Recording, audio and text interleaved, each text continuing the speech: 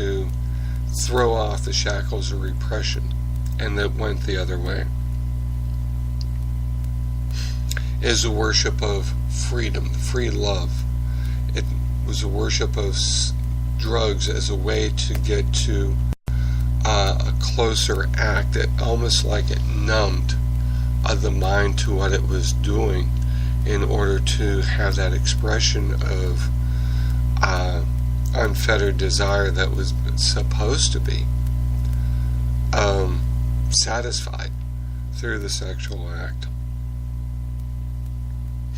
The use of drugs in the Old Testament throughout the time immemorial, the use of drugs and the use of music was used to whip people in such a frenzy that the ultimate act of that was the sexual act, which completely warped the whole idea of it being within the confines and the commitment of the marriage. Use of validation. I can't probably emphasize this enough, because that's how we see it today, the validation of one person to of another, that, gee, someone really likes me, therefore they want this, they want to do this with me. Or on the other side, the ultimate act of rejection. Because you won't do this with me, I am no more a person, or identify myself as somebody that should be loved, someone that should be cared for, someone that should have a relationship with.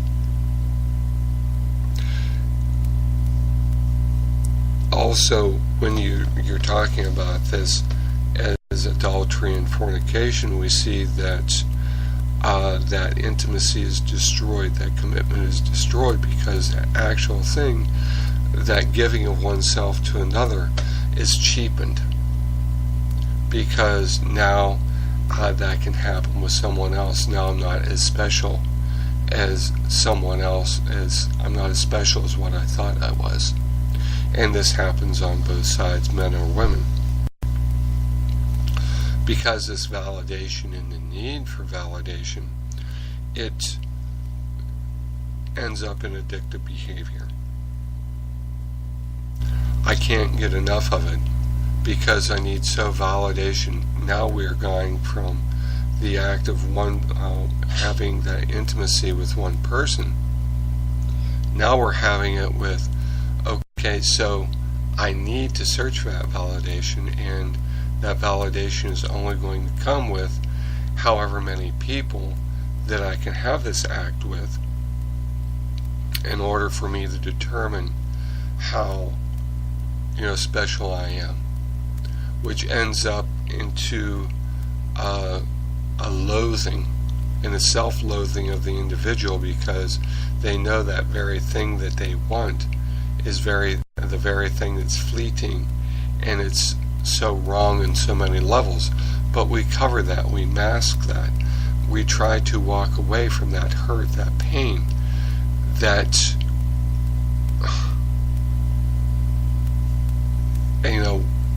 that lack of intimacy that results in a fly-by-night thing, what we would call one-night stand. Also, it results in codependency. As I spoke before in my introductions to this whole series, that codependency, where one's using another, and it's a basis of each person's getting something out of the relationship, and it's not a positive thing, but it's a thing that, what's the word I want? People put up with other people in order to get something from them, whether it's an emotional solace, whether it's an emotional connection, whether it might be a physical, maybe it's a need-based thing. So you're going to give me this, then I'm going to it's a bartering system. That's a really good idea. It's a bartering system. well, if you give me this, I'll give you that. And, in the sexual relationship, and maybe it's validation for, giving me diamonds and jewels or whatever. And it becomes, sex becomes a tool to be used rather than an act to be shared. Of course, this all boils around the identity of self-worth. We don't see ourselves worthy anymore as in God's eyes. But like I said in the beginning, the whole physical act is it's kind of like the identity politics of the world, even to the point where that self-worth, or kingdoms are bartered by marriages. But it's like there's been a price put on self-worth. So if you do this for me, or if you do that for me, there's a joke. And it might be a crass joke, but one so not so far from wrong, so to speak, is this millionaire goes up to a woman and says, well, would you have sex with me for $10? And the woman looks appalled and says, absolutely not. He says, well, you would, well, I'll take that back. Millionaire goes up to a woman and says, would you have sex with me for $1 million? And the woman says, yes, absolutely. And then the millionaire says, well, what about $10? She looks at him and says, absolutely not. Who do you think I am? What do you think I am? He says, well, you've already proven what you are. All we're doing is bartering about the amount. And you can use it the other way, men with women, women with men, but the idea is the same. The bartering system of validation of what we're worth, whether it's on a monetary scale or emotional scale, or is going to be, now we see sex as a vehicle. So you get the most impressive and millionaire, good looking, and if somebody will have a relationship with us, then that's as good as I am. And if that person will not even give us the light of day, then we're not so much. I was in a sociology class, and the professor made a comment that really made me angry at the time. And the statement that she made is that people will marry within their socioeconomic level. So someone would be a millionaire, they're going to marry a millionaire, or somebody is from the backwoods, they're going to marry somebody from the backwoods. You're not going to see pretty women type of scenarios. That's certainly the exception rather than the rule. But we'd like to see that those exceptions could be the standard and could be the very thing that rescues the world out of this, I don't know what I'm talking about, the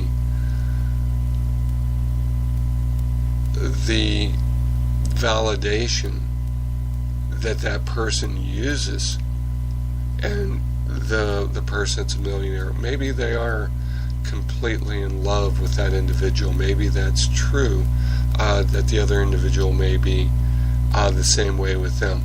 Or is it just a payoff of the bartering system? But the ultimate thing that happens when you're using sex in this way to identify self-worth, of validation, is baggage. We've heard this term. We come into marriages with baggage.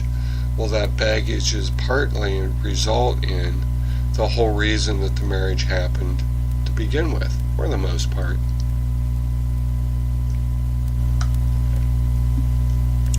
More marriages probably break up because of sex outside of marriage or with someone else,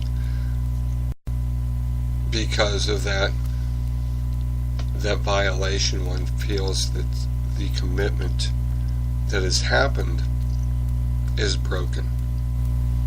That trust is broken. People say a broken heart. Well, this could be one of the reasons for that, is because of that lack of intimacy, that destruction of intimacy.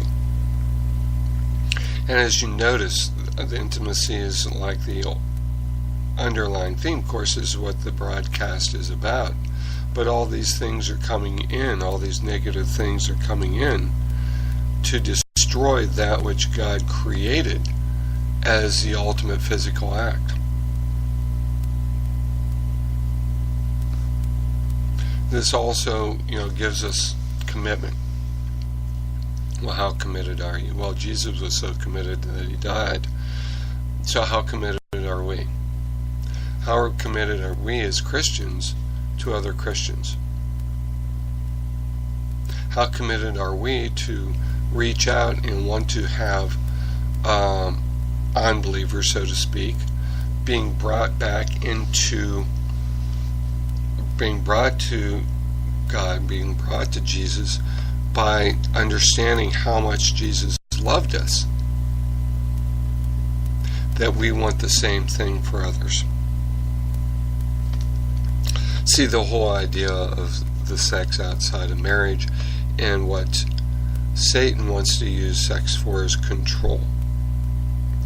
He wants to be able to control the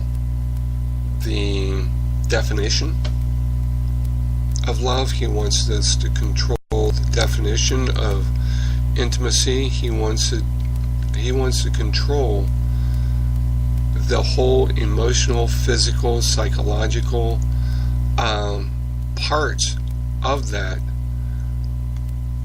so he can separate us further and further from God. That's why God fights tooth and nail through the Old Testament, the New Testament, the epistles, on bringing that sexual act back to reality of what he first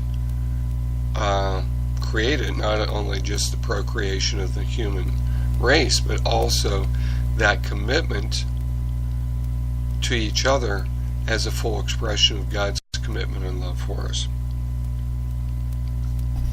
This is God's idea, and this is his complete exposure of Satan's ultimate end. And it's in Romans chapter 1. And I'm going to go through the whole thing, at least 19 through 32, in order for us to finally identify. We see the rules, the regulations, and everything. We see the what, and we see the what we're not supposed to do, how we're not supposed to do it. But Romans fully exposes why.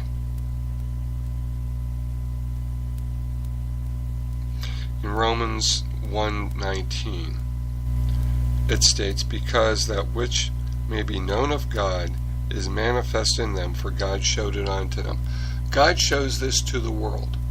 He showed the world how much he loves, showed the world that he created all things. He created trees, plants, all the beautiful things that are in the world. He created